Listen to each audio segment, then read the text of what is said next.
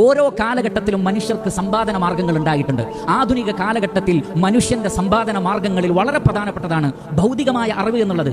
അത് വളരെ പ്രധാനപ്പെട്ടതാണ്. അതിനൊരിക്കലും നാം നിസ്സാരമായി കാണാൻ പാടില്ല. നമ്മുടെ മക്കളോട് നമുക്ക് ഉത്തരവാദിത്തമുണ്ട്. അല്ലാഹു സുബ്ഹാനഹു വ തആല പറയുന്നുണ്ട് പരിശുദ്ധ ഖുർആനിൽ, വൽയഖ്ശല്ലദീന ലൗ തറകൂ മിൻ ഖൽഫിഹിം ദുർരിയ്യതൻ ളിആഫൻ ഖാഫു അലൈഹിം. നിങ്ങൾ മരണപ്പെട്ടു പോയാൽ എൻ്റെ മക്കളുടെ കാര്യം എന്താകുമെന്ന് സ്വന്തം മക്കളെ കുറിച്ച് ബേജാറാവുന്ന ആളുകൾ അനാഥകളുടെ കാര്യത്തിലും ബേജാറാവട്ടെ. ആ പറഞ്ഞതിൽ ഒരു തത്വമുണ്ട്. എന്താണത്?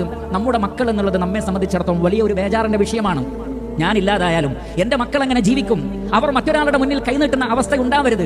അതുകൊണ്ട് ഭൗതികമായും അവരുടെ സൗകര്യങ്ങളെ കുറിച്ച് ചിന്തിക്കുക എന്നുള്ളത് രക്ഷിതാക്കളുടെ ഉത്തരവാദിത്തമാണ്, സമൂഹത്തിന്റെ ഉത്തരവാദിത്തമാണ്, അധ്യാപകന്മാരുടെ ഉത്തരവാദിത്തമാണ്. അല്ലാഹു സുബ്ഹാനഹു വ തആല പറയുന്നത്, ഇന്നല്ലാഹ യഅ്മുറുകും അൻ തുഅദ്ദുൽ അമാനാതി ഇലാ അഹ്ലിഹാ.